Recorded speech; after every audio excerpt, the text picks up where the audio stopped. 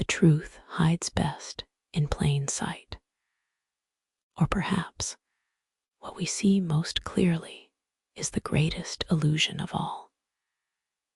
In the vastness of the Nevada desert, where emptiness speaks louder than words, the most extraordinary secrets rest beneath the most ordinary sand. Bob Lazar found answers in a place that officially didn't exist. Or did the place that didn't exist find him? Sometimes, the more we try to forget, the more we remember, and the harder we search for proof, the more reality itself seems to dissolve like heat shimmer on an endless road. Tonight, as you prepare to fall asleep, we walk together into a story where the impossible became routine, and routine became impossible. The desert keeps its secrets, but perhaps, just for you, just for tonight, it will whisper a few. Let yourself settle comfortably now. There's no urgency here, no need to hold on to anything. Just listen and let the story carry you gently into the night. The Mojave Desert in 1988 stretched endlessly in every direction, a landscape so vast and empty that it seemed to exist outside of time itself. During the day, the sun burned white-hot against a bleached sky, turning the air into something visible, something that wavered and bent light into shapes that weren't quite there. By night, the temperature would plummet, and the stars would emerge, not dozens, not hundreds, but thousands upon thousands, so dense they formed rivers of light across the black velvet of space. You're safe here, listening. Let the desert night surround you. Bob Lazar had driven this road before, but tonight felt different. The highway stretched before his headlights like a ribbon of darker darkness, cutting through the scrubland where Joshua trees stood like silent witnesses, their twisted arms raised in permanent supplication or warning. It was impossible to say which. One tree in particular, gnarled and ancient, stood alone on a small rise visible from the road. Bob noticed it every time. The Joshua tree never changed, never moved, just watched with the patience of something that had been there long before humans arrived and would remain long after they left. The engine of his car hummed steadily, a mechanical mantra in the silence. He could feel the vibration through the steering wheel, through the seat, a gentle reminder that he was still connected to the ordinary world of physics and engineering, the world he understood. But he was driving towards something else, something that would challenge everything he thought he knew. Feel the vibration of that engine, the steady hum, constant, reliable, grounding. The facility didn't appear on any map. The road that led there had no name, no signs, nothing to indicate where it went, or why anyone would travel it. Just a turnoff that looked like a mistake, like someone had started to pave a road and then thought better of it. But Bob knew. The government contractor who'd recruited him had been very specific about the route, about the timing, about what to say, and more importantly, what never to say. His headlights caught the checkpoint ahead, a simple gate, a small guard shack, nothing dramatic. But the fence that extended from it in both directions, was topped with razor wire that glinted in the moonlight like teeth.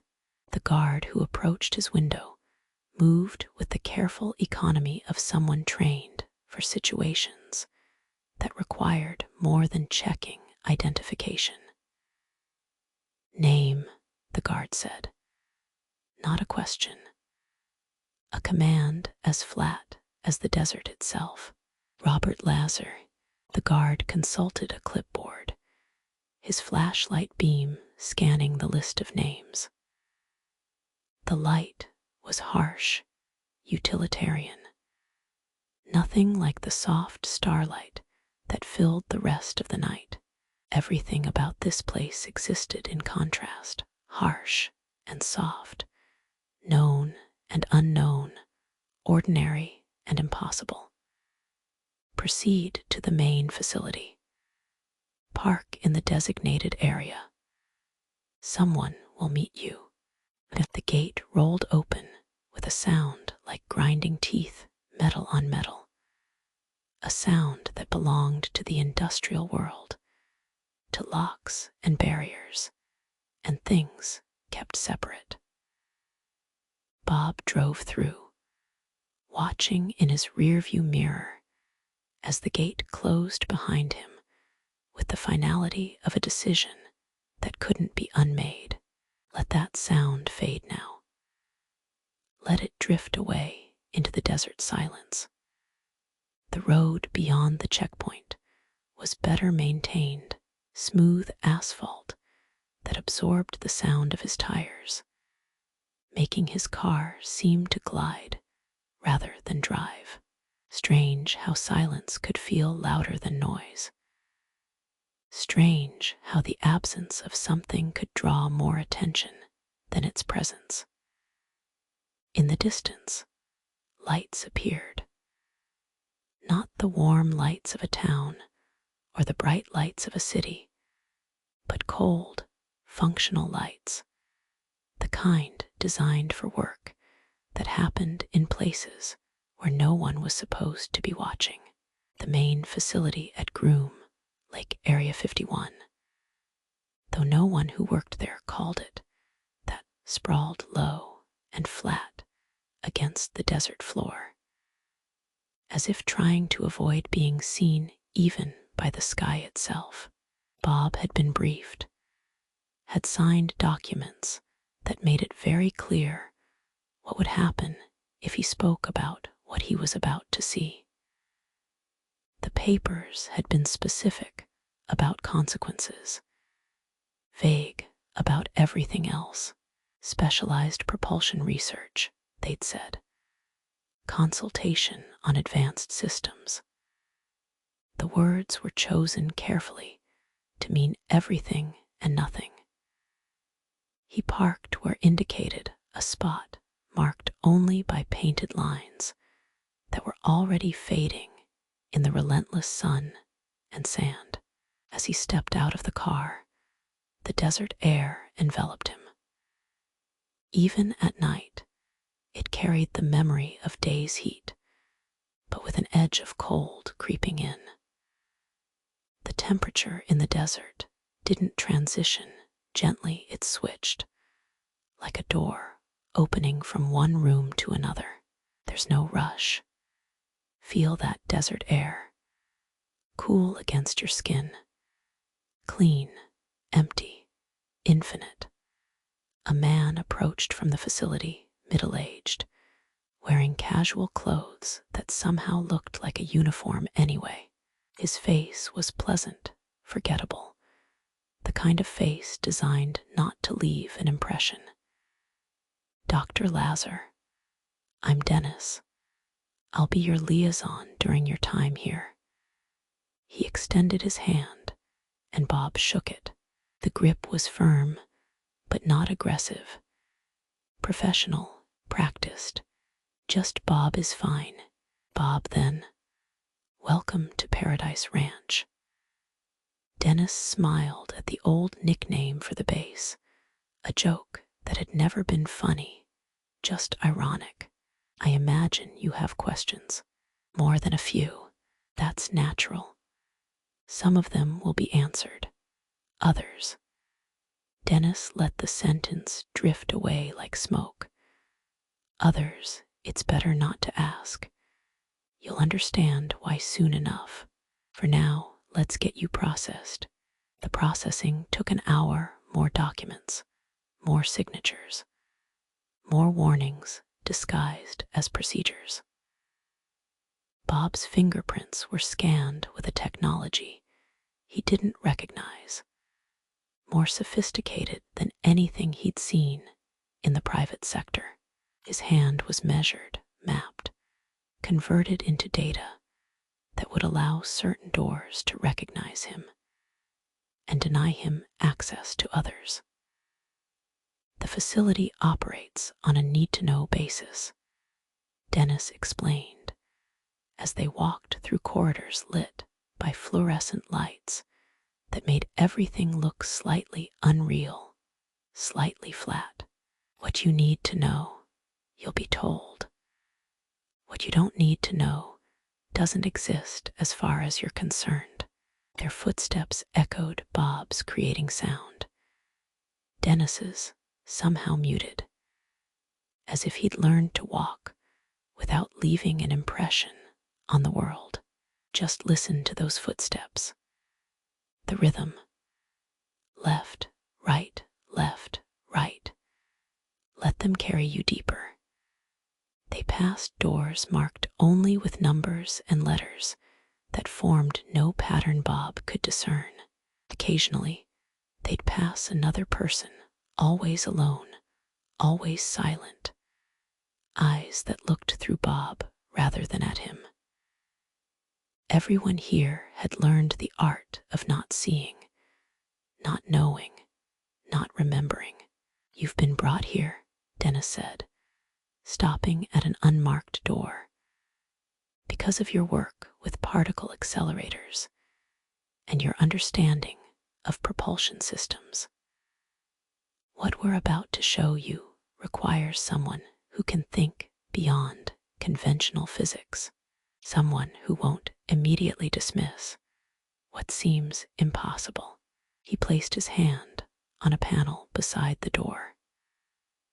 Light scanned his palm, red laser light that painted shadows between his fingers. The lock disengaged with a soft click that sounded loud in the corridor's hush. The project is called Galileo, Dennis continued. I can't tell you much about its origins. I can tell you that what you're about to see will challenge your understanding of what's possible. Try to keep an open mind. Try not to make assumptions. And try. He paused, his hand on the door handle. Try not to be afraid. That the door opened onto darkness. Not the darkness of a room without light, but darkness that seemed intentional, controlled. Dennis stepped through, and Bob followed, his eyes struggling to adjust. Gradually, shapes emerged, the vast space of a hangar. Ceiling lost in shadows above, floor stretching away into dimness, punctuated by work lights that created pools of illumination like islands in a black sea. And in the center, under the brightest lights, sat something that didn't belong. You can feel it now. That moment, that threshold between knowing and not knowing, between the world as it was and the world as it is. The craft, if it was a craft, was perhaps 30 feet in diameter, disc-shaped, sitting on some kind of support structure that held it tilted at an angle. But calling it a disc didn't capture the reality of it. The surface was seamless, absolutely smooth, without rivets or welds, or any indication of how it had been constructed. The color shifted depending on the angle of light metallic, but not quite, pearl, but not quite. Something in between that had no name because nothing on earth looked quite like it. Bob's breath caught. He'd expected something unusual. He hadn't expected this. "Take your time," Dennis said softly. His voice seemed distant now, less important than the object before them. "Everyone needs a moment the first time." The craft sat in perfect silence.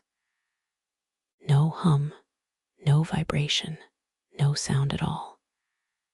It simply existed, patient and inscrutable as the Joshua tree watching from the desert outside. Around it, diagnostic equipment stood waiting, cables and sensors and instruments, whose purpose Bob could only guess at. But the craft itself seemed indifferent to the attention, as if it existed in its own space, governed by its own. "What is it?" Bob heard himself ask, though he knew the answer would be incomplete. "That's what we need you to help us understand," Dennis replied. "What we know is limited. What we've been able to learn is frustrating. It operates on principles we're still trying to grasp. The propulsion system involves gravity amplification, manipulation of gravitational fields in ways that shouldn't be possible according to conventional physics." As Bob moved closer, drawn by something beyond curiosity. The engineer in him wanted to understand, to take it apart and see how it worked. But another part of him, older, more instinctive, felt something else. Recognition, perhaps, or memory of something he'd never experienced. "Let yourself drift closer. There's no danger here.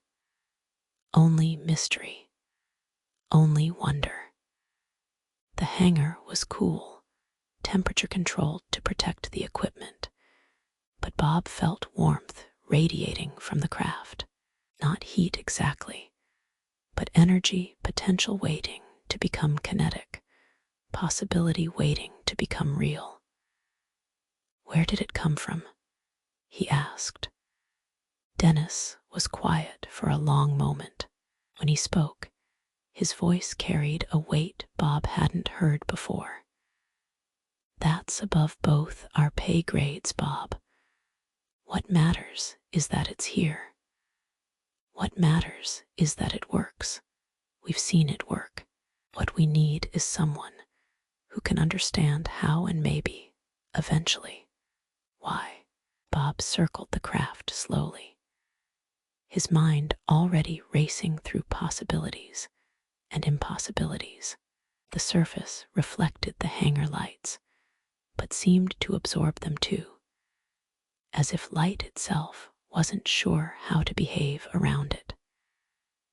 There were no visible engines, no exhaust ports, no control surfaces, nothing that matched any aircraft or spacecraft design he'd ever studied.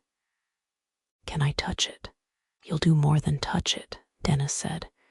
"You'll study it, work with it, try to understand it. But not tonight. Tonight is just introduction, first contact." He smiled at his own choice of words. "We'll start the real work tomorrow. For now, just look, just wonder. Let it settle in your mind." They stood in silence, Bob and Dennis, and the impossible thing between them. Above, through skylights Bob hadn't noticed before, stars were visible. The same stars that had watched humans for millennia. The same stars that might be watching other beings on other worlds, in other deserts, under other skies. The Joshua tree on the hill outside stood patient in the darkness, its twisted branches catching starlight. It had seen things come and go. It would see more. Time moved differently for trees, for deserts, for secrets buried in sand and silence. Feel yourself settling now, the day releasing, the night embracing. Questions can wait, answers can wait. For now, just rest.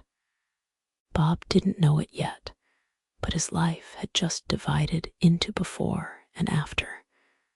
Before this hangar, after this craft, before knowing, after seeing.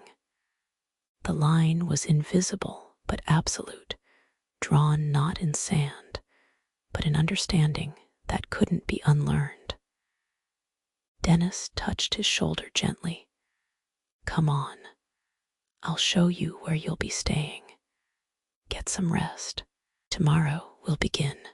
They walked back through the corridors, past the silent doors and silent people, back out into the desert night where Bob's car waited, ordinary and faithful. The drive to the housing facility was short, just a few buildings clustered together. Temporary homes for temporary residents of a place that officially didn't exist. Bob's room was simple: bed, desk, small bathroom. A window looked out toward the desert, toward the distant mountains that formed dark shapes against the star-filled sky. He stood at that window for a long time after Dennis left, not thinking clearly, just feeling the weight of what he'd seen settling into his bones. Somewhere in the desert, a coyote called high and lonely and free. Somewhere in the hangar, the craft waited in silence. Somewhere between Earth and the stars, questions hung unanswered, and Bob Lazar, physicist and engineer, dreamer and seeker, closed his eyes and tried to remember what his life had been like just hours ago, when the impossible was still safely impossible, when physics had clear boundaries, when the universe was the size he'd always believed it to be. Let yourself drift now. Let the desert night hold you. Let the stars watch over you. The craft can wait. The questions can wait. The answers can wait. Sleep now. Just sleep.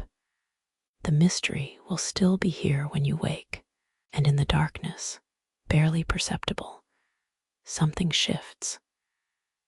Something that might be sleep, or might be the world itself, adjusting to accommodate what should not be, but is. But sleep didn't come easily that night for Bob Lazar, because as he lay in the narrow bed, staring at the ceiling of a room in a place that didn't exist, his mind kept returning to one detail. One small thing he'd noticed, but not fully registered in the moment. The craft's surface wasn't just smooth. It wasn't just seamless.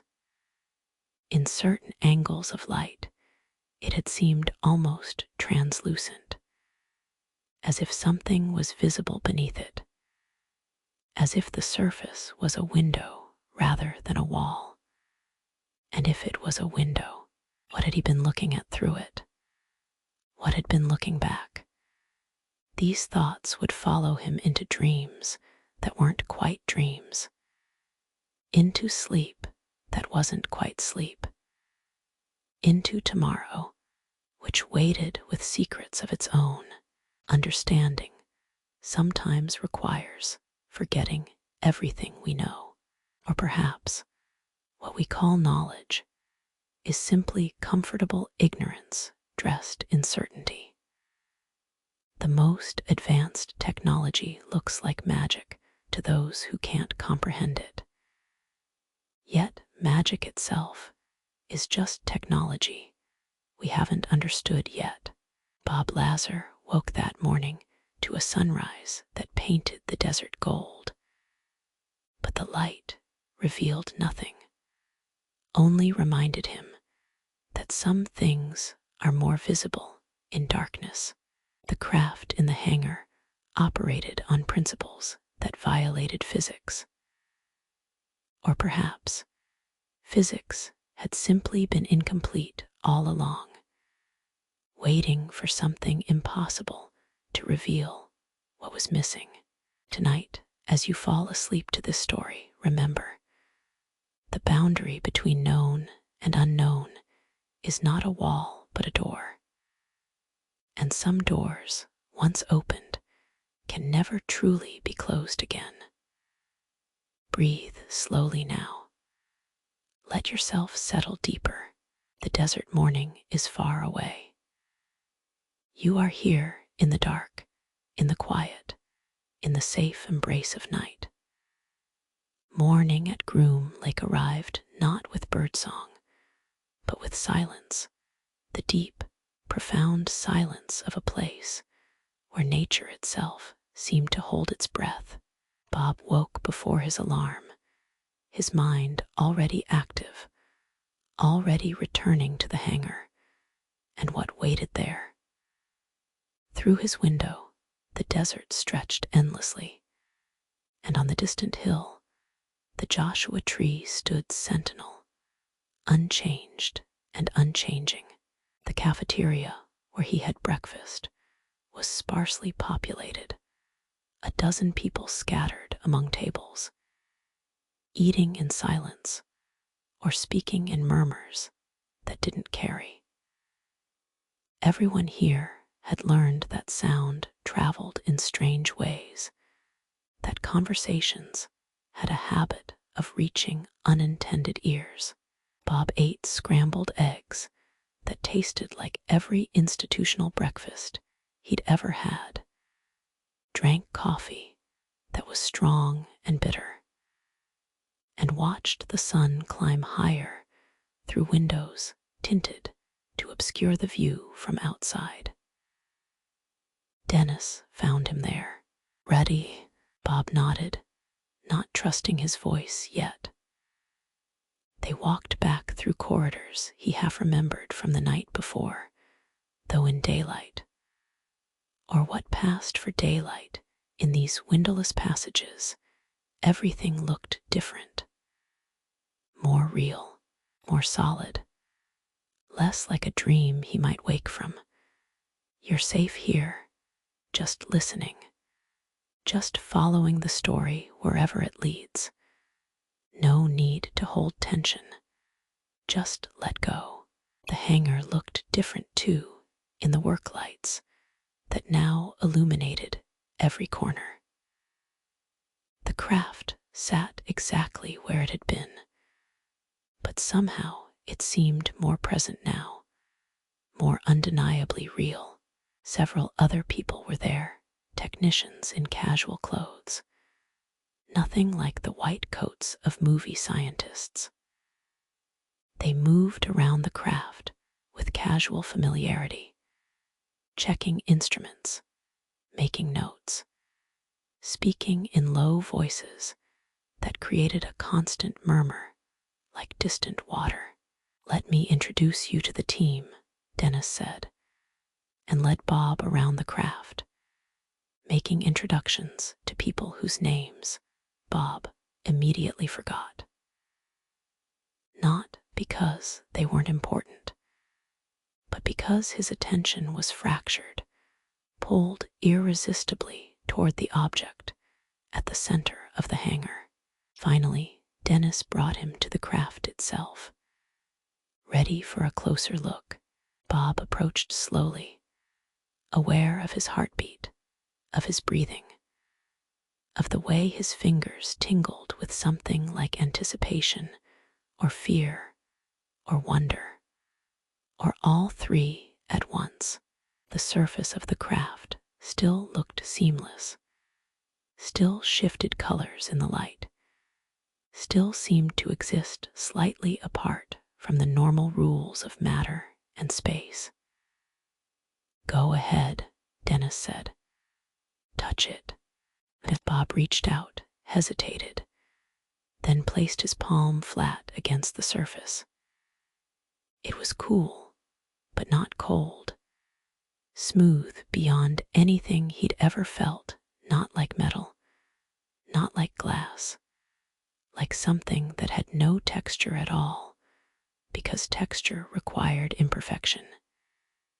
And this was perfectly, impossibly smooth, and beneath his palm, so faint he might have imagined it a vibration, or not a vibration exactly, a pulse, like touching something alive, something sleeping, something waiting.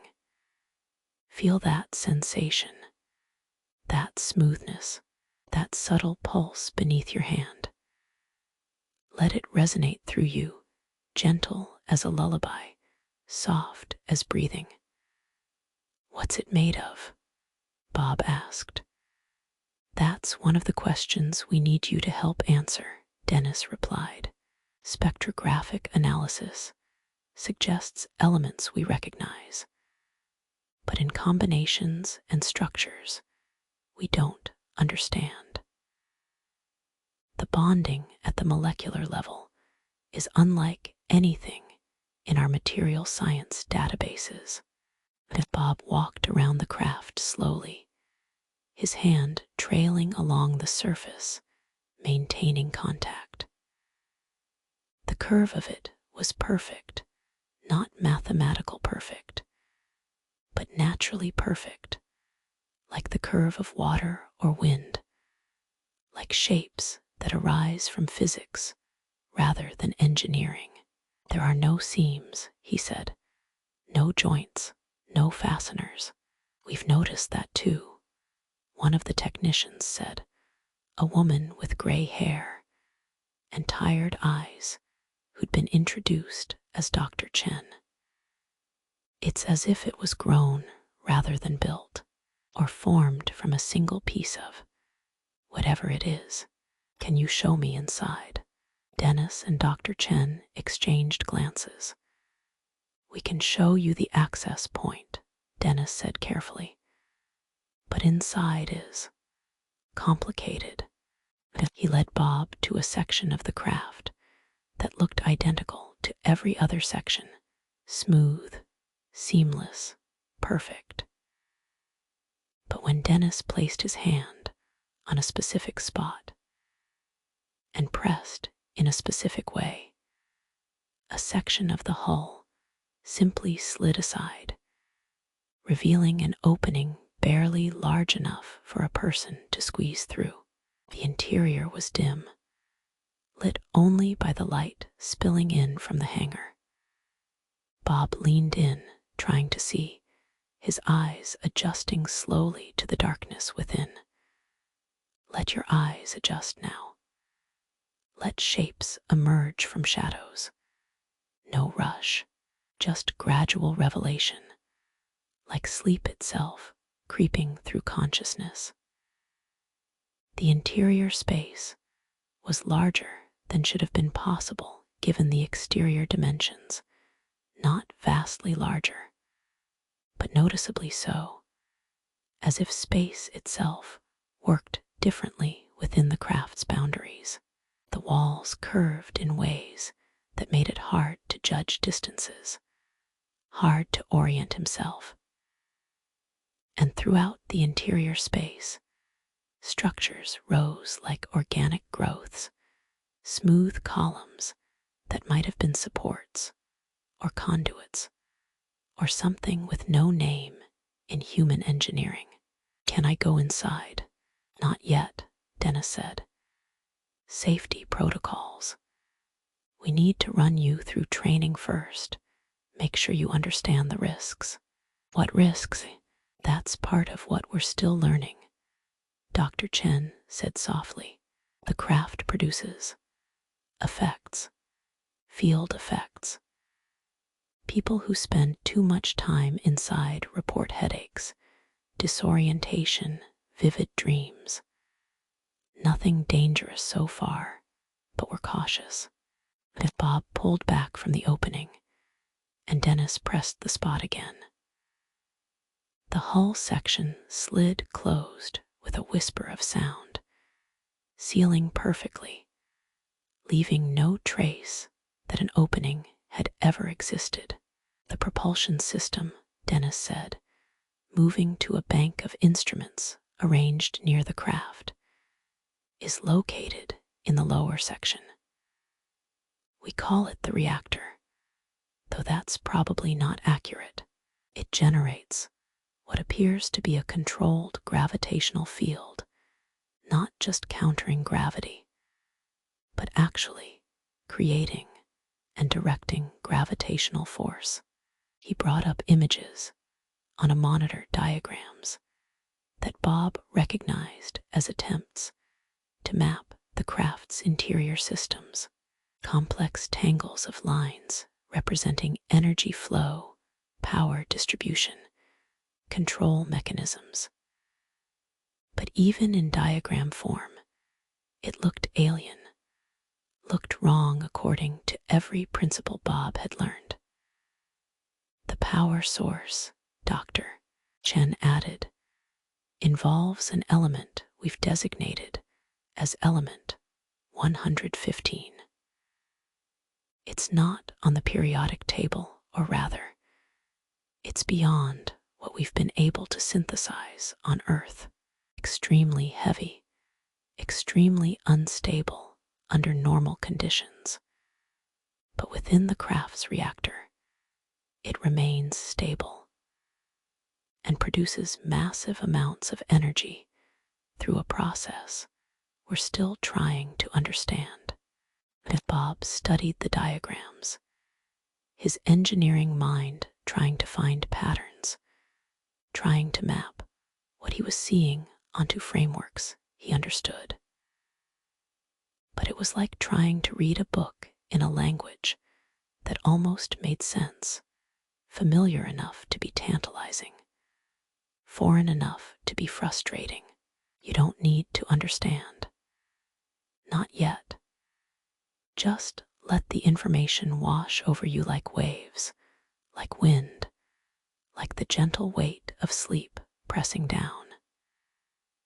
The gravitational amplifiers, Dennis continued, pointing to specific sections of the diagram, are arranged in a specific configuration. 3 of them, positioned at equal intervals around the lower section of the craft.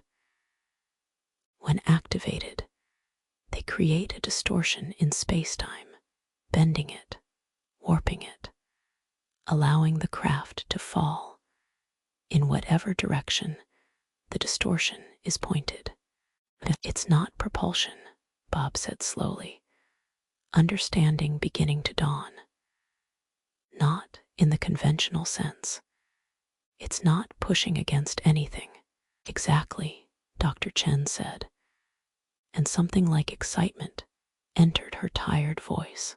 It's manipulating the fabric of space itself. The craft doesn't move through space. It moves space around it. That's why there are no propulsion signatures we can detect, no exhaust, no reaction mass, because it's not reacting against anything. Bob felt something shift in his mind, one of those moments when understanding crystallizes, when disparate pieces suddenly form a pattern. It was beautiful, elegant, and completely impossible according to everything he'd been taught. "Show me the reactor," he said. They led him to the underside of the craft, where additional support structures held it elevated enough to access the lower section. Here, the surface was different, not smooth, but textured with geometric patterns that looked organic, that looked like they might be functional or decorative, or some combination of both. Dennis opened a panel, this one visible as a seam once you knew where to look, and revealed the interior of the reactor chamber. Bob peered inside, seeing shapes that hurt his eyes to look at directly, seeing geometry that seemed to fold in on itself in ways that three-dimensional space shouldn't allow. Element 115, Dennis said, pointing to a structure at the center, sits here. It's bombarded with protons, which increases its atomic number and transforms it briefly into element 116, which immediately decays and releases antimatter. The antimatter annihilates with matter in a controlled reaction, producing the energy that powers the gravitational amplifiers. The explanation made sense, and no sense simultaneously. Bob understood the words, understood the principles Dennis was describing, but understanding how it actually worked, how it could work, remained elusive, like trying to grasp smoke. Let it be elusive. Let understanding drift just out of reach. Like sleep itself, sometimes the more we chase it, the farther it retreats. Have you activated it? Bob asked, briefly. Under very controlled conditions. The effects are. Dennis paused, searching for words. Profound. The craft generates a field that distorts not just gravity, but perception, time, even consciousness to some degree. Instruments go haywire. People experience temporal dislocation, seconds that feel like minutes, minutes that pass in heartbeats. I need to see it active, Bob said. You will. But first, we need you to understand the theory, study the systems, learn the safety protocols. We've lost instruments to unexpected surges. We're not interested in losing people. They spent hours. Bob lost track of how many going over diagrams, data readouts, test results from previous activations. The sun outside moved across the sky, though Bob never saw it, buried as he was in the windowless hangar with the impossible craft and its impossible physics. Dr. Chen brought him coffee at some point. How are you holding up? I'm not sure, Bob said honestly. My brain keeps trying to reject what I'm seeing. Everything I know says this can't work, and yet it does, she said softly. That's what keeps me awake at night. Not that we don't understand it, but that it works despite our lack of understanding. As if the universe doesn't care what we think is possible. She sat beside him, both of them looking at the craft. In the work lights, it almost looked mundane, just another piece of equipment in a hangar full of equipment. But that was illusion, camouflage. The craft was no more mundane than the stars were simple lights in the sky. Rest now. Let your mind grow quiet. The craft isn't going anywhere. The questions will keep. The mystery is patient. Do you believe? Bob asked. I mean, do you believe the official story about where this came from? Dr. Chen was quiet for a long moment. I believe what I can prove. I can prove the craft exists. I can prove it operates on principles beyond our current physics. Where it came from. She shrugged. That's philosophy, not science. What matters is what we learn from it. What matters is how it changes what we know. But Bob heard what she didn't say, heard the doubt, heard the questions she wasn't allowed to ask or couldn't answer. The day wore on into afternoon, afternoon into evening. Dennis eventually called a halt. Enough for today. Your brain needs time to process. So does ours. Bob nodded, realizing he was exhausted in a way that had nothing to do with physical exertion. His mind felt overstuffed, overloaded, like a circuit with too much current running through it. Get some rest, Dennis said. Tomorrow, if you're ready, we'll do a limited activation. Let you see it work. They walked together back toward the exit, back through the corridors that were beginning to feel familiar. At the door, Bob paused and looked back. The craft sat in its pool of light, silent and patient, keeping secrets that might take years to unravel or might never be fully understood at all. Outside, the desert evening was beginning, the sky fading from blue to purple to black, the stars emerging one by one like questions being asked by the universe itself. And on the distant hill, the Joshua tree stood watch, its branches raised to the coming night, bearing witness to secrets buried in sand and light and time. Bob drove back to his quarters slowly, watching the stars multiply overhead, thinking about gravity and space and the thin line between impossible and merely unknown. His room waited, simple and spare, a place to rest in a world that suddenly seemed much larger and stranger than it had been just 24 hours ago. He lay in bed, exhausted, but unable to sleep immediately, his mind still racing through equations and possibilities.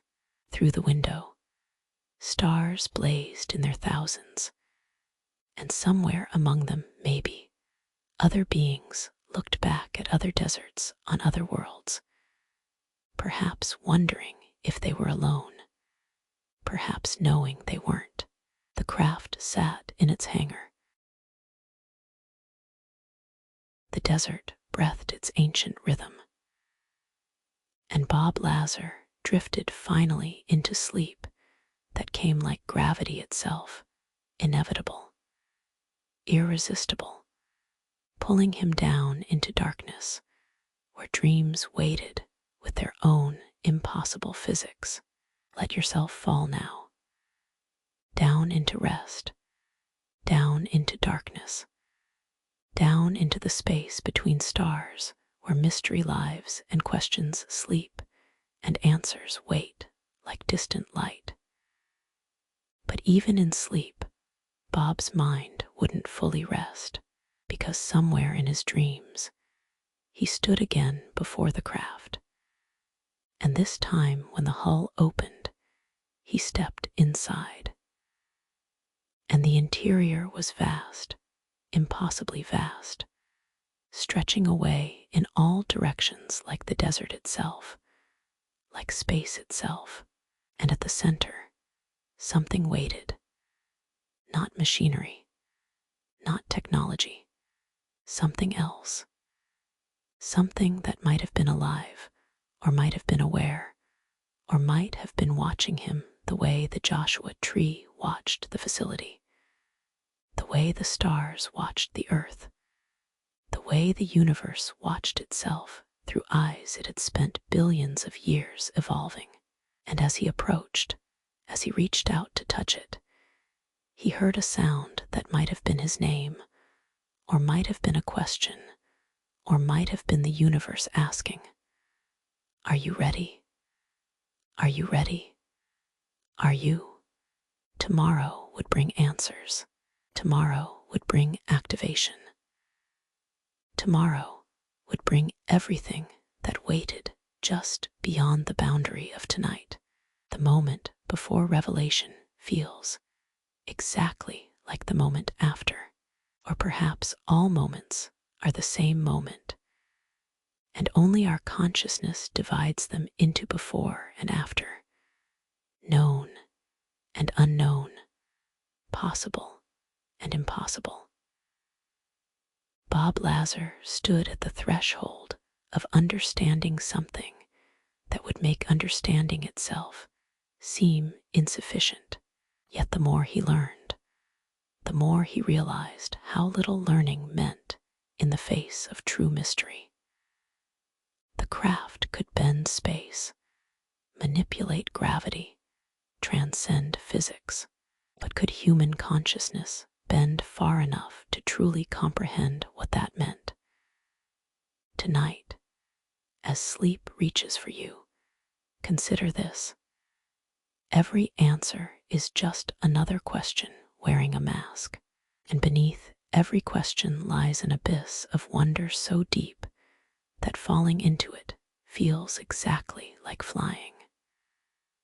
The stars above Area 51 watched as they always watched.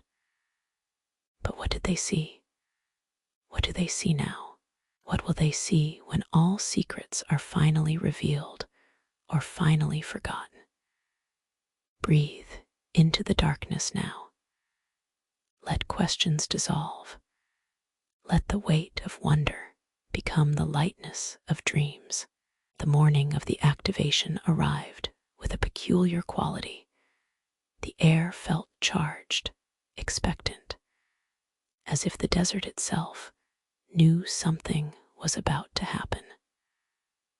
Bob woke early again, but this time not from restlessness, from readiness, from a certainty that today would divide his life, as surely as seeing the craft had divided it 2 days before.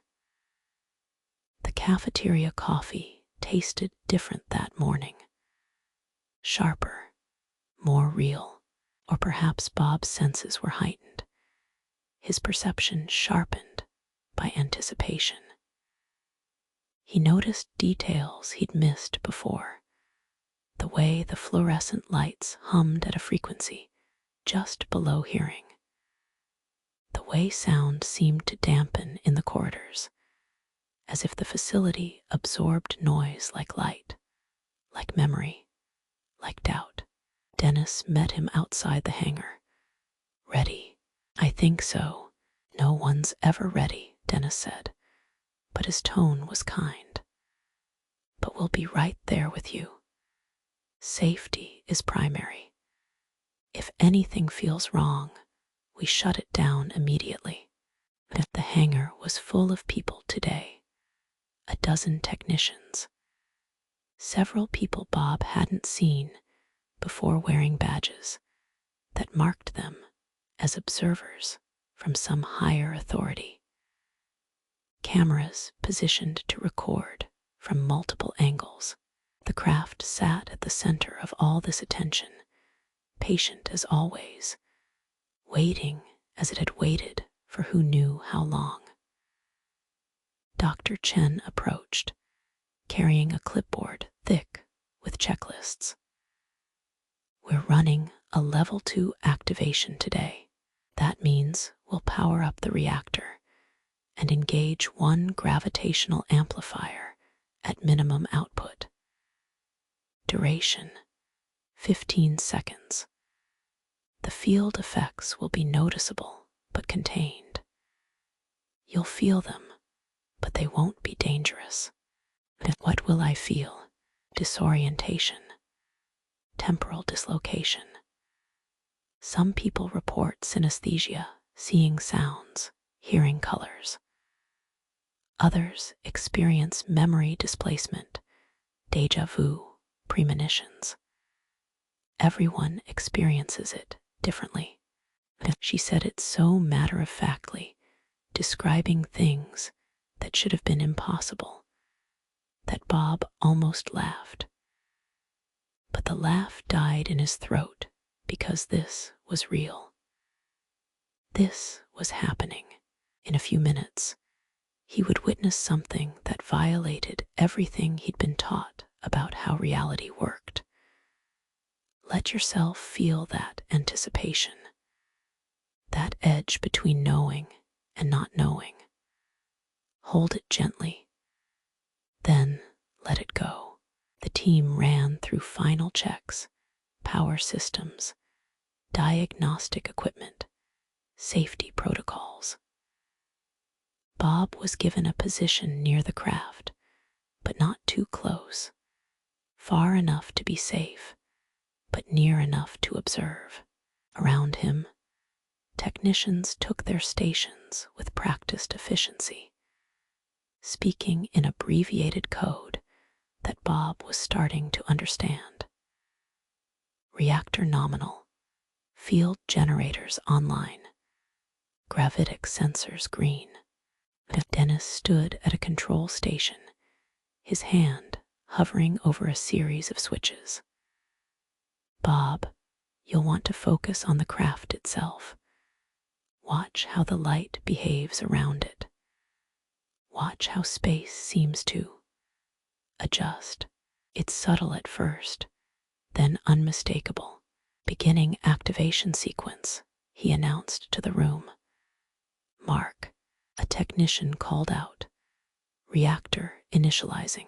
At first, nothing visible changed, but Bob felt it, a pressure in his chest, a tightness in his throat, as if the air itself was becoming denser.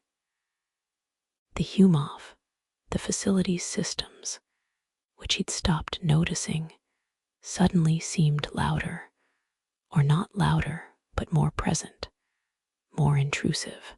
Reactor at 10%, Dr. Chen called out. The craft began to glow. Not with light exactly, but with something else, a luminescence that came from within its structure, as if the material itself was waking up, becoming active. The color shifted, cycling through hues that Bob had no names for, colors that seemed to exist in spaces between the colors he knew. 20%.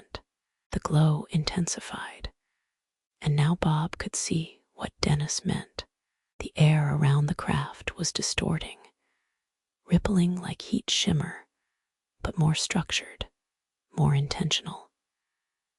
Light bent as it passed near the craft, creating halos and refractions that hurt to look at directly. 30%. Engaging gravitational amplifier in 3, 2, 1, mark. The world lurched. Bob felt his stomach drop as if he'd crested a hill too fast, felt his balance shift, though he wasn't moving. The floor seemed to tilt, though instruments would later show it remained perfectly level. Time stretched like taffy. The second between heartbeats became elastic, became a space he could fall into. And the craft changed. Let go of trying to understand. Just experience. Just feel. Just let the moment wash through you like sleep, like dreams, like the border between waking and something else. The distortion field around it became visible, a sphere of bent space, of warped reality, within which the normal rules stopped applying. Bob watched, mesmerized, as a piece of paper that someone had dropped earlier drifted into the field. It didn't fall. It didn't float. It moved in directions that shouldn't exist, tracing paths through space that curved and spiraled, and somehow ended up exactly where they'd begun. 5 seconds, someone called out, their voice sounding far away and underwater. Colors bled into each other. The boundaries between objects became suggestions rather than facts. Bob's vision doubled, tripled, showing him the hangar as it was, as it had been moments ago, as it would be moments from now, all simultaneously, all equally real. He tasted blue, heard the texture of metal, felt time as a physical presence pressing against his skin. 10 seconds, memory and present merged. Bob was in the hangar, and also in his car driving through the desert, and also in his childhood bedroom looking up at stars through a window, and also in all the moments that had led him here, all at once, all the same moment, wearing different masks. The craft began to rise. Just a few inches, just enough to be undeniable. It lifted off its support structure without sound, without thrust, without any visible means of propulsion. It simply decided that down was now up, and gravity agreed, and the universe rearranged itself to accommodate this new truth. 15 seconds. Shutting down. The field collapsed not gradually, but instantly, like a switch being thrown. The craft settled back onto its supports with a soft sound like a sigh. Color and time and space snapped back to their normal configurations. Bob's senses separated back into their proper channels. The world stopped being fluid and became solid again. Silence filled the hangar, not the absence of sound, but the presence of awe. Bob realized he'd been holding his breath. He exhaled, inhaled, felt his heartbeat gradually slow from its racing pace. Around him, technicians were checking instruments, recording data, speaking in quiet voices, but everyone's eyes kept returning to the craft, which sat innocently on its supports, as if nothing extraordinary had happened. "How do you feel?" Dr. Chen asked, appearing beside him. "I'm not sure," Bob said honestly, "like I've been pulled apart and put back together slightly wrong." "Or slightly right," she nodded. "It fades, the disorientation, but the memory of it doesn't. You'll remember what you felt during those 15 seconds more clearly than you remember yesterday or last week. The field does something to consciousness, to perception, to memory formation. We think it's a side effect of the space-time distortion, but we're not certain." Bob looked at the craft with new eyes. "It's not just technology," he said slowly. "It's not just physics. It's something else. Something that interacts with consciousness itself. Maybe," Dr. Chen said carefully, "or maybe consciousness is more connected to space-time than we've realized. Maybe they're not separate things, mind and matter, observer and observed. Maybe the field just makes that connection obvious." Breathe that thought in, hold it gently, then release it into the night.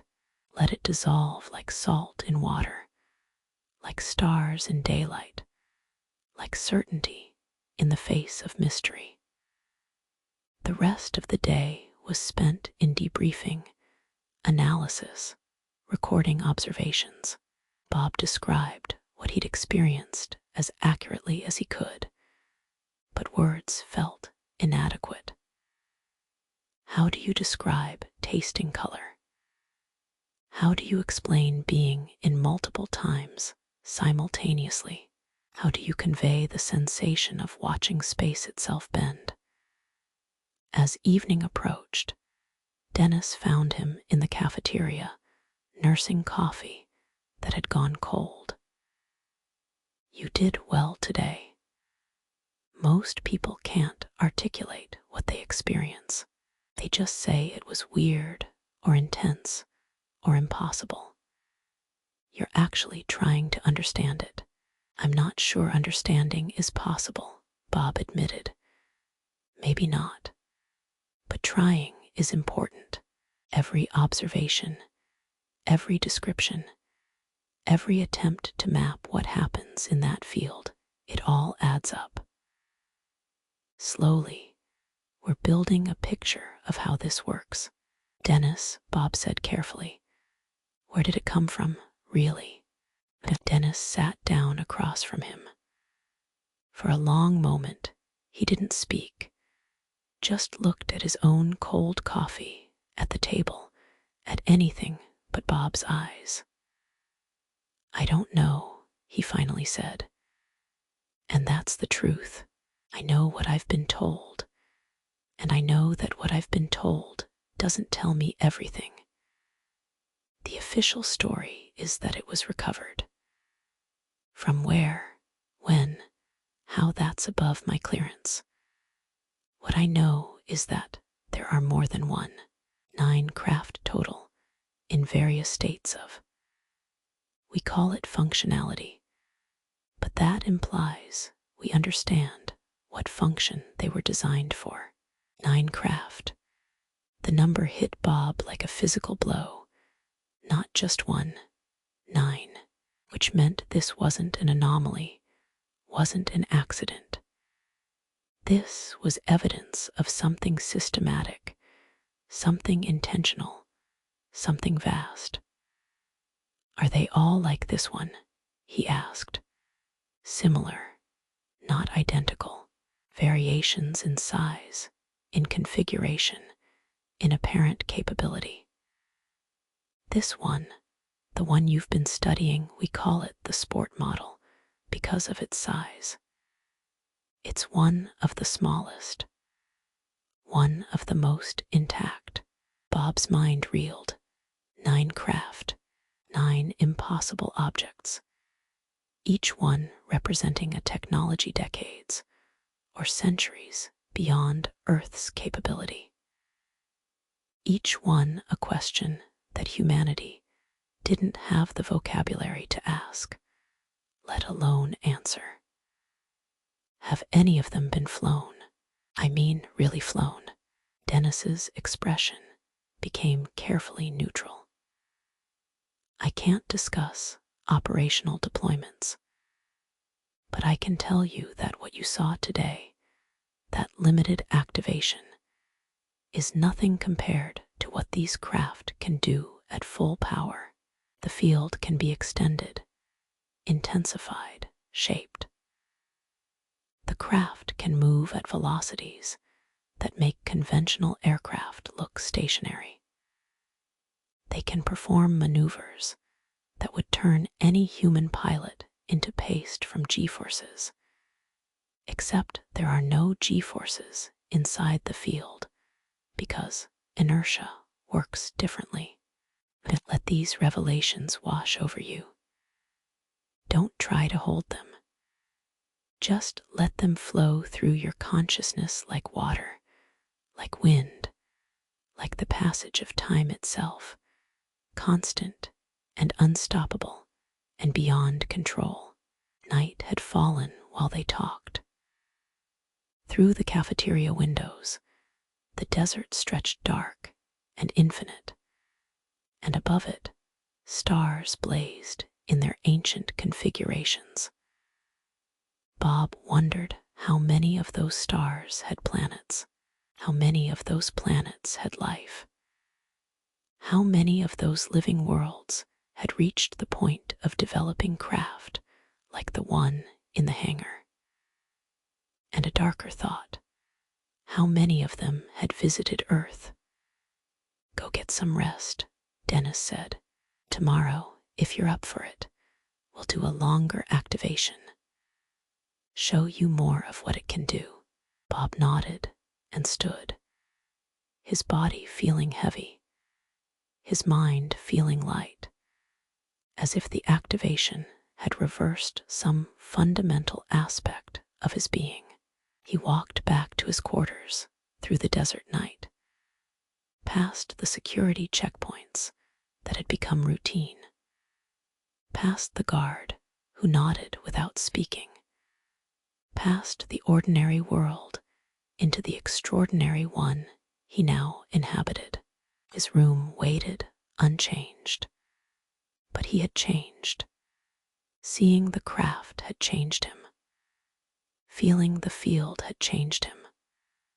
Knowing that there were 9 of them, that they could really fly, that the universe was stranger and more populated than anyone admitted, that changed him most of all.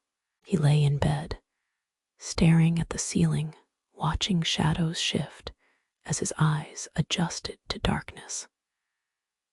Outside, the Joshua tree stood watch on its hill, ancient and patient. It had seen people come and go, had watched vehicles arrive and depart, had witnessed lights in the sky that were not stars. The tree knew how to keep secrets. The desert knew. The night knew. And now Bob Lazar knew too.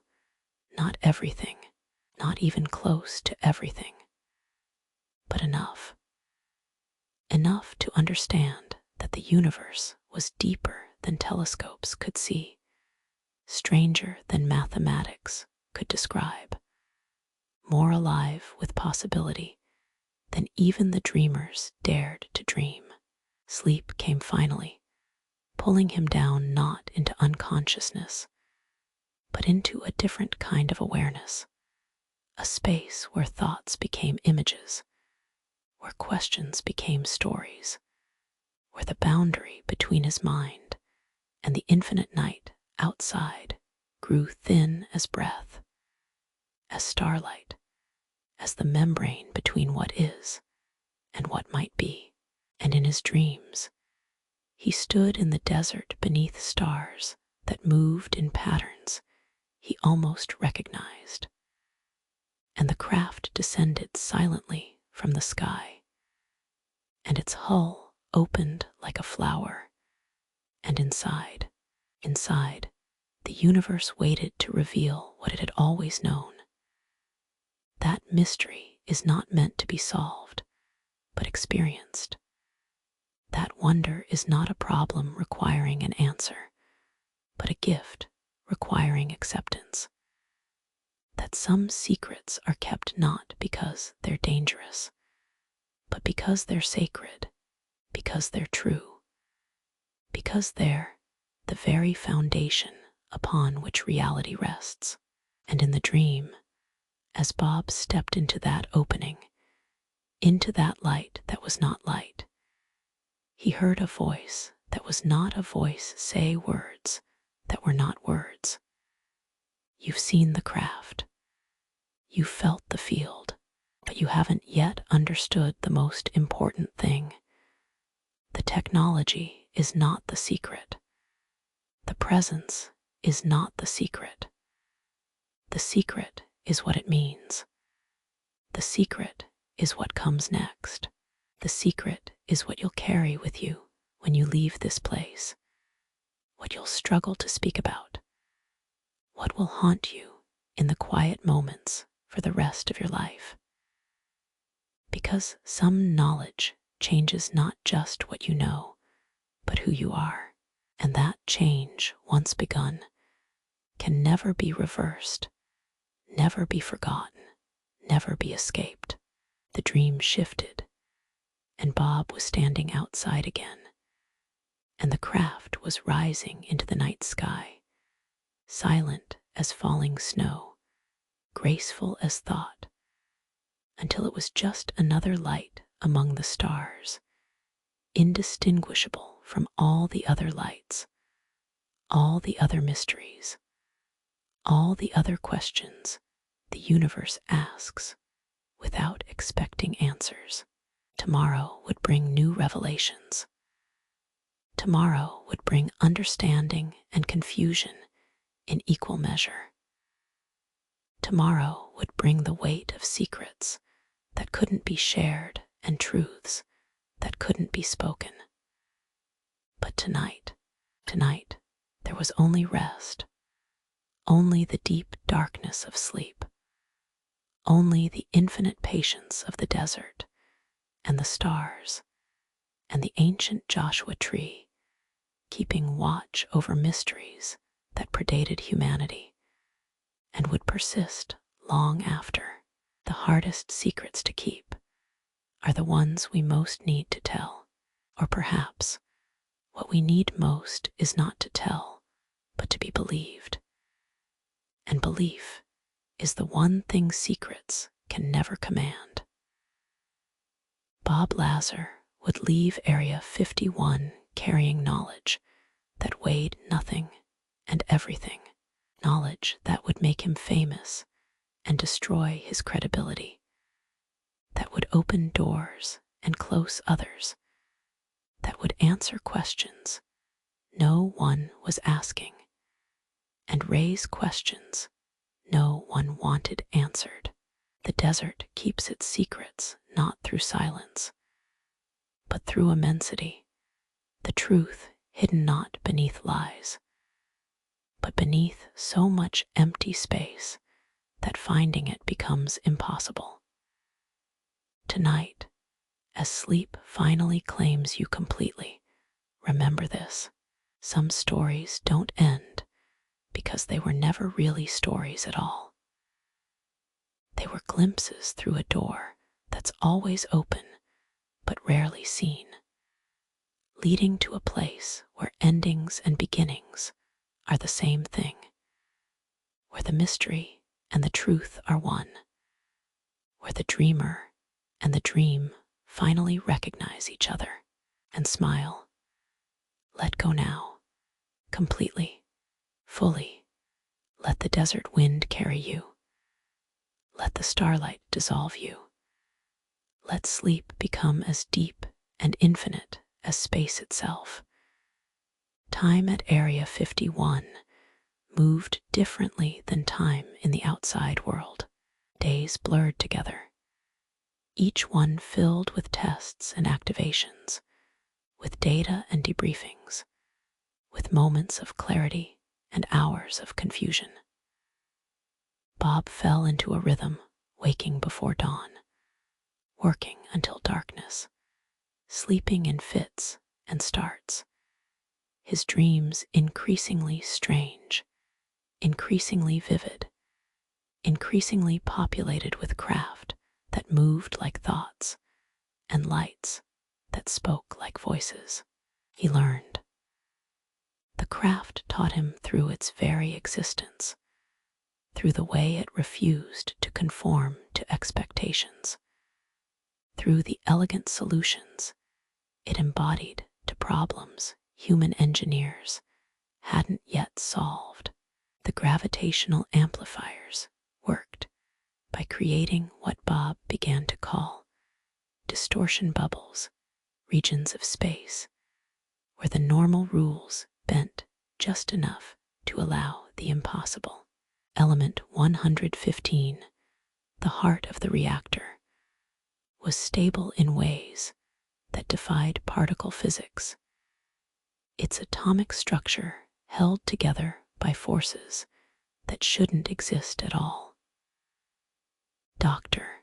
Chen became his guide through the theoretical implications, her tired eyes lighting up when discussing the mathematics of space-time manipulation, the potential for faster-than-light travel, not by exceeding light speed, but by contracting the space between points.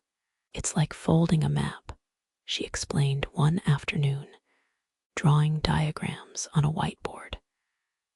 The distance doesn't change, but the path through space does. The craft doesn't move faster, it makes the universe smaller. As Bob watched her hand move across the whiteboard, watched the diagrams emerge, and felt something like vertigo. Not from the complexity, but from the simplicity. It was elegant. It was beautiful. It was the kind of solution that felt inevitable once you saw it, obvious once you understood it, perfect in the way that truth is perfect. Let that perfection wash through you. Let elegance become calm. Let understanding become peace. Let it all dissolve into the gentle darkness of deep rest. But understanding brought questions. Always more questions. On his 7th day, or was it his 10th?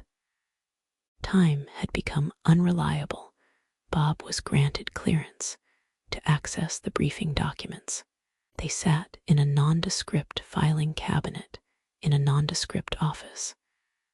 Pages yellowed with age, typed on old typewriters, classified at levels Bob had never seen before. He read them slowly, carefully, aware that every word might be his only chance to see this information.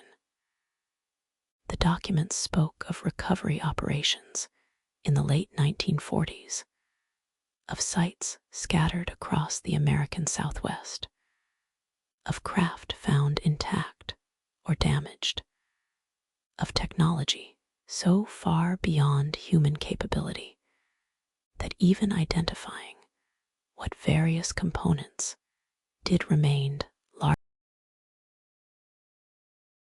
And buried in the middle of the briefing materials, one line that stopped Bob's breath. Evidence suggests non-terrestrial origin. Biological analysis inconclusive. Biological analysis, which meant they found bodies, Bob said aloud to the empty office. No one answered, but the silence felt like confirmation. He closed the folder, his hands shaking slightly.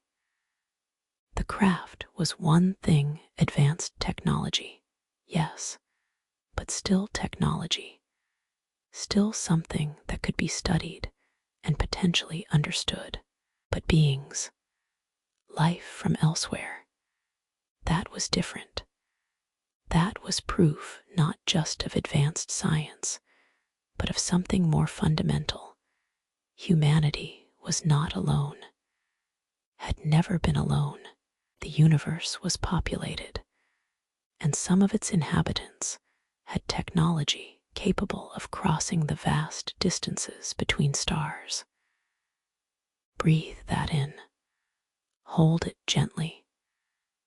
Then let it go into the infinite night. Let it become part of the darkness, part of the mystery, part of the eternal question that has no answer because the answer is the question itself. His remaining days at the facility took on a dreamlike quality. Bob worked with the craft, conducted tests, wrote reports, but part of his mind was always elsewhere, always processing the implications of what he'd learned.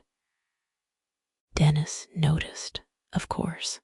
It changes you, he said one evening as they stood outside, ostensibly taking a break, but really just needing to see the sky, needing to remember that the world extended beyond hangar walls and classified documents.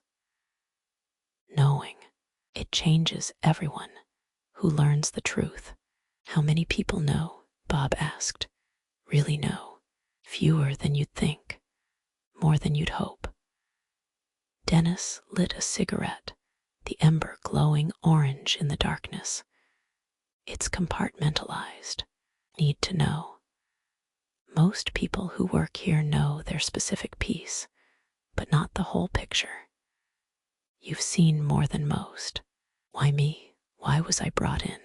Because you could understand it. Because you had the background, the clearance, the mindset, and because Dennis paused, dragging on his cigarette. because we need people who can think beyond the boundaries, who can look at the impossible and see possibility. You're good at that. Bob wasn't sure if it was a compliment or a curse.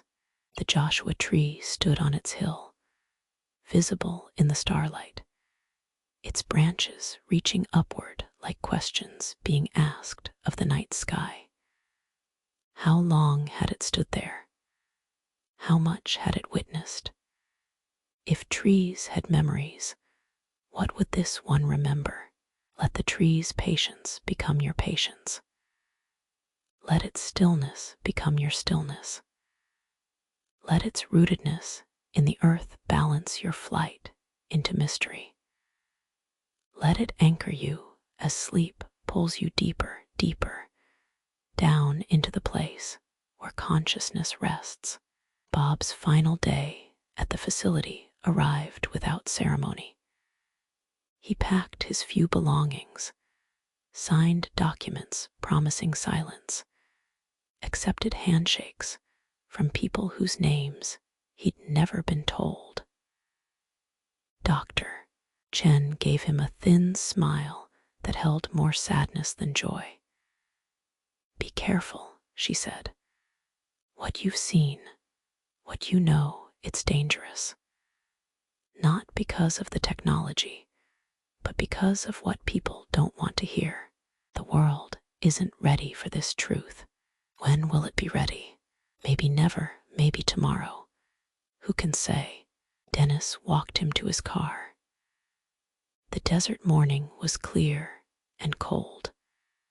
The kind of cold that reminds you that deserts are defined not by heat, but by absence of water, of life, of everything except rock and sand and endless sky. What will you do? Dennis asked. Go home, go back to my life. Try to, Bob trailed off. Try to what? Pretend he hadn't seen what he'd seen. Forget what he'd learned. That was impossible. You'll want to talk about it, Dennis said. Eventually, everyone does. The secret becomes too heavy to carry alone. But be careful who you tell. Be careful how you tell it. There are consequences. Is that a threat? It's a warning from someone who's seen what happens to people who speak too freely. They shook hands. Bob got in his car, started the engine. Ordinary sounds, ordinary actions, anchors to the normal world he was returning to. He drove away slowly, watching the facility recede in his rearview mirror, watching Dennis become a small figure, watching the hangar that contained the craft become just another building in a desert full of buildings that looked like nothing, meant nothing, hid everything. The Joshua tree stood silent as he passed. Bob wanted to stop, to stand beside it, to ask it for wisdom or patience or the secret of keeping secrets. But he didn't stop. He drove on, following the unmarked road back to the highway, back to Las Vegas, back to a life that would never quite fit right again. The desert stretched endlessly in all directions, empty, full, hiding everything, revealing nothing. Let the desert's vastness become the vastness of sleep. Let its emptiness become the emptiness of deep rest. Let its secrets become your dreams, shapeless and profound, true and forgotten, always there, but never quite graspable. Days passed, weeks.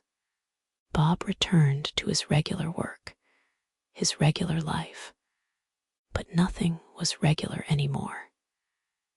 He'd wake in the night thinking about the craft, about the field, about the line in the briefing documents that confirmed what he'd suspected.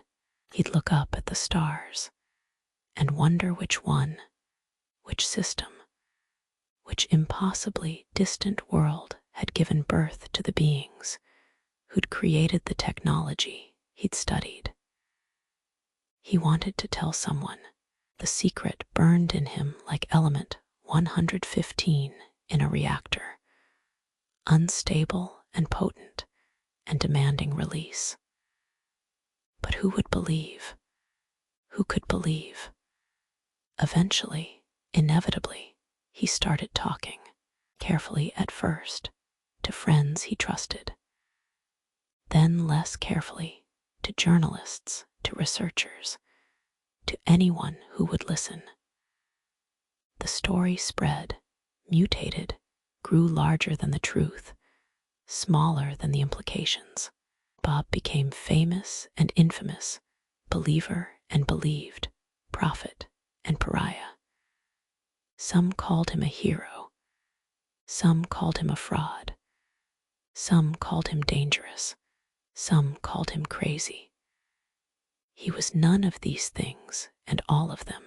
He was just a man who'd seen something true and tried to share it with a world that didn't want to hear, didn't want to believe, didn't want to change its comfortable understanding of reality. But the truth, Bob learned, doesn't care about comfort. It exists regardless of belief, regardless of acceptance, regardless of whether anyone is listening. The craft sits somewhere still. Bob doesn't know where, doesn't want to know. Perhaps still in the hangar at Area 51. Perhaps moved to some deeper facility, some more secret site. Perhaps it's been dismantled, studied into pieces, its mystery murdered by analysis. Perhaps it's been returned to wherever it came from, spirited away in the night by beings who realized their technology had fallen into hands too primitive to understand it.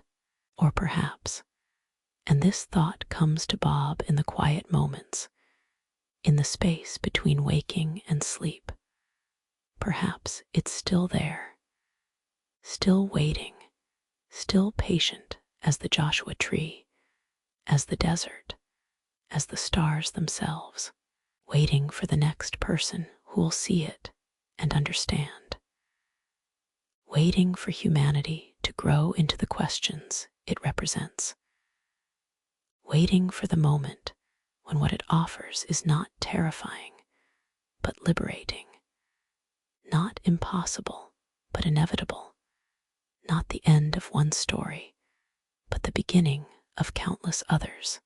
Let that possibility settle over you like a blanket, soft, warm, infinite. Let it dissolve the boundaries between sleeping and waking, between knowing and dreaming, between the story and the listener. The desert remembers everything and nothing. The sand shifts, covering and uncovering, hiding and revealing in endless cycles. What's buried today may surface tomorrow.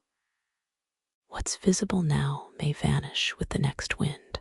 Truth and secret trade places like day and night, like star and darkness, like the dreamer and the dream.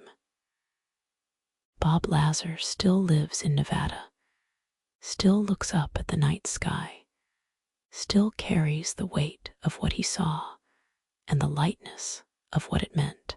He's older now, quieter. The world has moved on to newer mysteries, newer controversies, newer impossible things that demand attention. But the stars haven't changed. They wheel overhead in their ancient dance, patient as stones, constant as questions, bright as answers that won't be given, that can't be given, that are given every moment in the simple fact of their existence.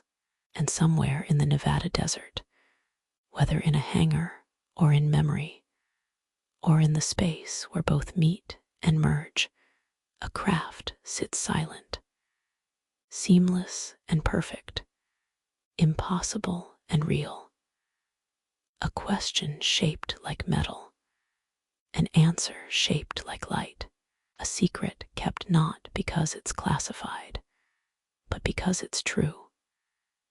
Because truth sometimes wears the mask of impossibility.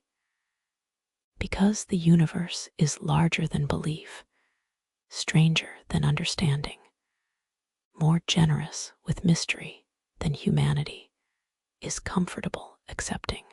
The Joshua tree stands on its hill, branches raised to the infinite sky. The desert breathes its slow breath, in and out, eternal as time.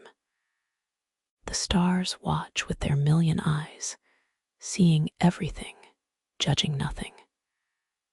And you're drifting now, falling gently into sleep that's deeper than sleep, into rest that's more than rest, into a darkness that contains all light, all questions, all answers, all secrets ever kept or told or forgotten.